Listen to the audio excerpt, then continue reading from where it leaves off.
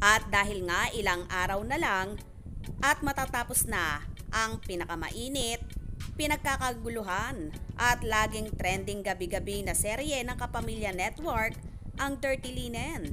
Kaya naman magkakaroon ng grand finale MediaCon ngayong araw, ganap na alas 4 ng hapon, bilang pasasalamat sa lahat ng mga manonood. Ipinasilip na nga ang ilang larawan sa naturang MediaCon na yon. Ayon sa naging post ng Dreamscape PH, bilang pasasalamat sa inyo mga ka-dirty, samahan ng cast sa hashtag Dirty Linen Finale Grand Media Conference ngayong hapon 4 p.m. Mapapanood ito ng live sa mga sumusunod na social media accounts.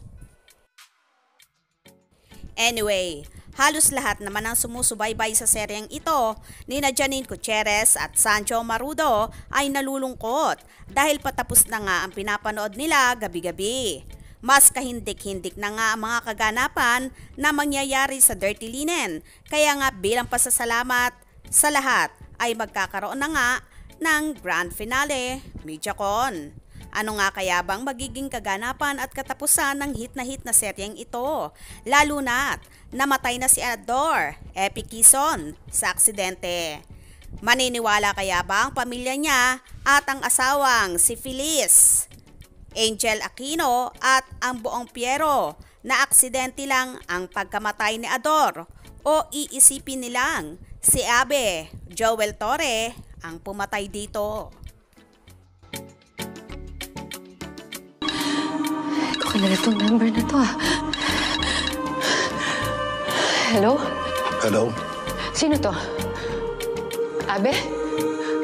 Abe, kilala kong boses mo. Anong ginawa mo sa asawa ko? Puntahan mo ang asawa mo sa highway ng San Bartolome. Na-aksidente si Ador. Aksidente. Sinasabi mo? Kaya naman, abang-abang tayo sa lalong umiinit at sagad sa buto ang kasamaan ng mga Piero sa resback na gagawin sa grupo ni Mila, Janine.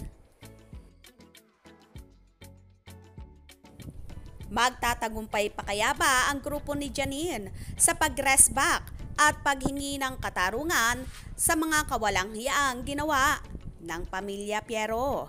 Kaya naman tumutok at huwag pahuhuli sa mga maiinit na kaganapan. Anong inyong magiging reaction sa bidyong ito? Comment below.